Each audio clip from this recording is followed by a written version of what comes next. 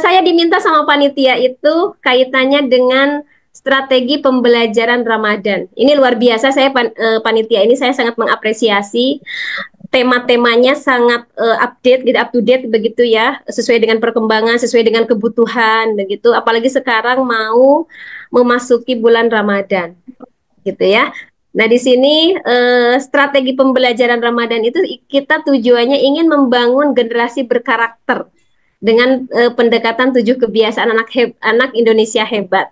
Gitu ya, Bapak Ibu, sekarang sebetulnya kan ketika kita berbicara karakter itu ini bukan hal yang biasa gitu ya. Ini sangat luar biasa karena karakter itu kan sebetulnya bukan sekarang saja. Dari zaman kurikulum dulu pun saya kira setiap kurikulum itu, setiap menteri itu sangat menekankan pada karakter gitu ya.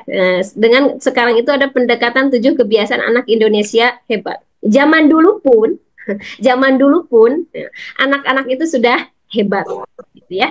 Tapi sekarang ditekankan kembali bagaimana kita sebagai seorang pendidik itu harus membangun gitu ya generasi yang berkarakter, yang betul-betul bisa diwujudkan, yang betul-betul bisa terlihat karakter apa yang muncul di anak-anak kita gitu ya. Tadi pengalaman dari Pak Humam seperti Pak Humam sampaikan tadi, mengajar sekian tahun, kemudian tadi Pak Yudi mengajar sekian tahun jadi guru, kemudian berhenti jadi guru kembali gitu ya, mengajar sekian kelas, mengajar bertahun-tahun, otomatis Bapak Ibu sangat apa ya, memahami berbagai karakter siswa-siswi kita, putra-putri kita gitu ya, yang luar biasa. Kalau satu kelas itu, di kelas itu ada 30 siswa, berarti ada 30 karakter yang harus kita pahami gitu ya. Karena menjadi guru itu kan kita harus memahami orang lain, memahami anak-anak kita. Nanti akan berbeda ketika Bapak Ibu mengajar di SD, SMP, SMA atau MA, SMK dengan karakter yang berbeda. Disinilah ujiannya gitu ya. Bagaimana seorang pendidik itu bisa membangun karakter gitu ya. Nah, sekarang ditekankan lagi pendekatan 7 kebiasaan anak Indonesia hebat gitu. Nah, ini tema yang luar biasa ini. Sekali lagi Mbak Zazira, ini saya sangat mengapresiasi meskipun saya bukan pakarnya begitu ya, tapi kita belajar bersama. Saya juga sama seorang pendidik, saya sebagai seorang dosen saat di kampus, saat di rumah saya sebagai seorang ibu gitu ya, untuk mendidik generasi bangsa, generasi seorang anak yang betul-betul harus menjadi anak yang berkualitas yang memiliki berbagai kompetensi gitu ya. Ini berikutnya adalah Bapak Ibu, terlihat ya, mengapa karakter itu sangat penting gitu ya. Mengapa karakter itu sangat penting? Terutama bagi kita sebagai seorang pendidik gitu, yang mempunyai tanggung jawab yang luar biasa. Karena karakter ini memiliki pondasi sebagai generasi unggul. Karakter ini sebagai kunci untuk membentuk generasi muda. Kalau Bapak Ibu sedang mengajar anak SMP, anak SMA, Bapak Ibu punya tanggung jawab bagaimana menghasilkan anak-anak yang berkualitas. Tapi tidak dipungkiri ya saat ini ya Bapak Ibu ya, bagaimana melihat gen Z, gen Alpha begitu ya, karakternya yang sangat luar biasa, yang membuat Bapak Ibu mungkin menguras tenaga gitu ya, menguras tenaga, menguras pikiran, bagaimana membentuk akhlak mulia, bagaimana membentuk anak-anak yang memiliki kompetensi. Zaman dulu ya, zaman saya mungkin saya itu berarti sekarang sudah kelahiran 80, saya sudah 45 tahun. Akan berbeda ketika saya ditegur oleh orang tua saya, ditegur oleh Bapak Ibu guru, ya kita manut. Ya, ketika kamu tidak boleh seperti ini, nah, kamu harus kita manut.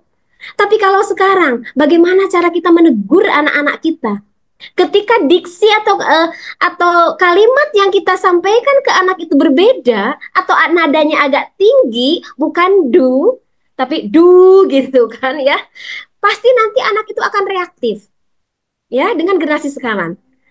Makanya karakter anak itu setiap fasenya itu nanti akan berbeda.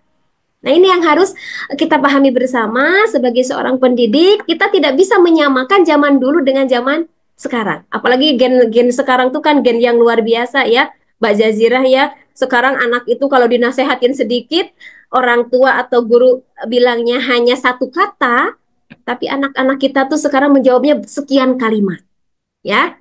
Kita nadanya hanya do, tapi anak kita yang generasi sekarang jawabannya itu nadanya sudah bukan do yang rendah tapi sudah meninggi.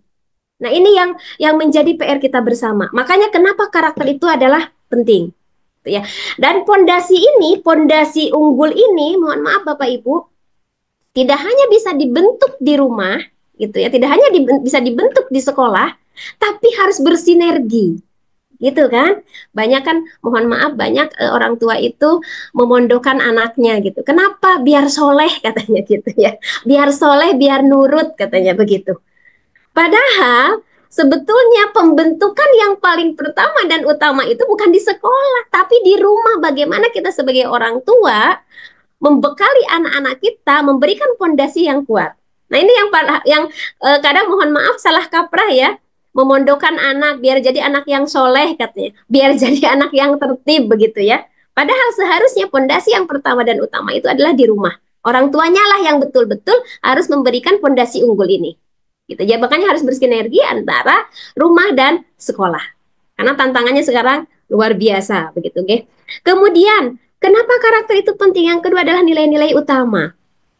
Yang mencakup apa? Perilaku moral, pengetahuan moral gitu ya, dan perasaan moral. Ini nilai utamanya. Bagaimana kita akan tahu karakter seseorang kalau kita tidak mengetahui tentang moral itu sendiri? Bagaimana kita akan mengetahui perasaan gitu ya orang lain kalau kita tidak mengetahui tentang moral itu sendiri? Nah, ini pendidikan moral itu sebetulnya untuk membentuk karakter itu sebetulnya mulai dari rumah, bukan di sekolah.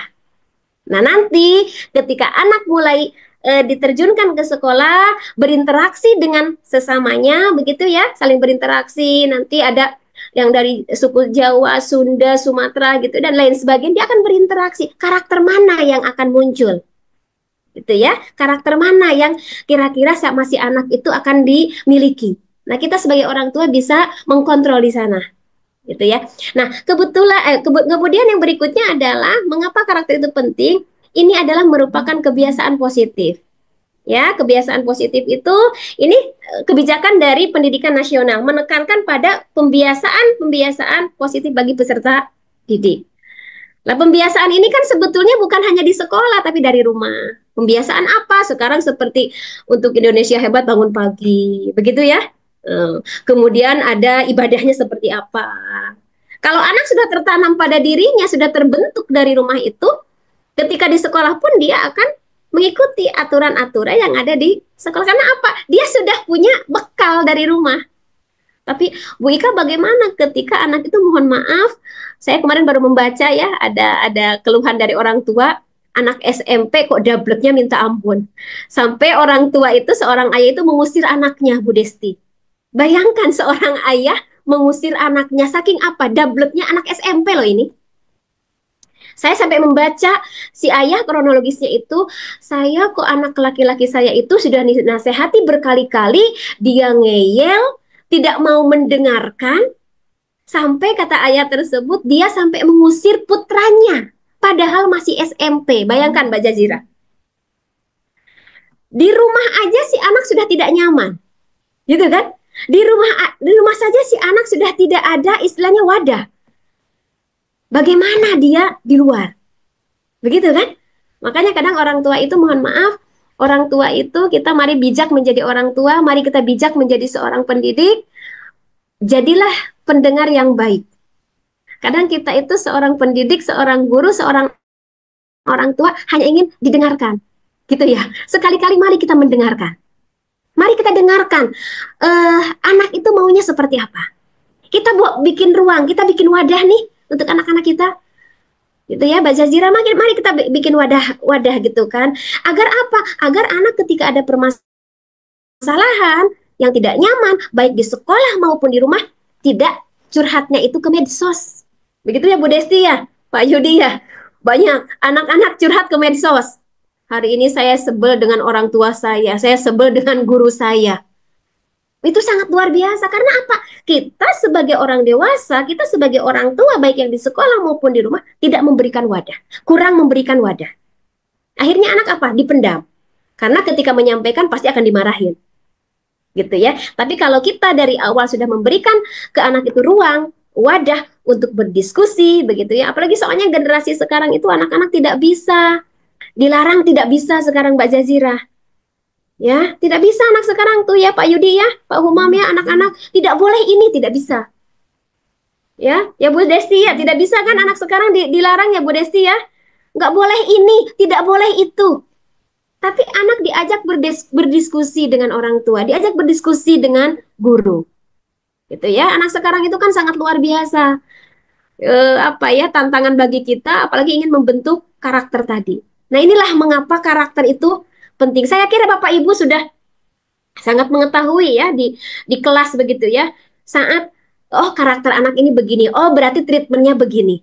Karakter siswa ini begitu, oh berarti karakternya begitu. Begitu ya Pak Humam ya. Apalagi Pak Humam tadi sudah ngajar sekian belas tahun ya Pak Humam, berarti sangat memahami, sangat mengetahui karakter-karakter anak yang ada di sekolah.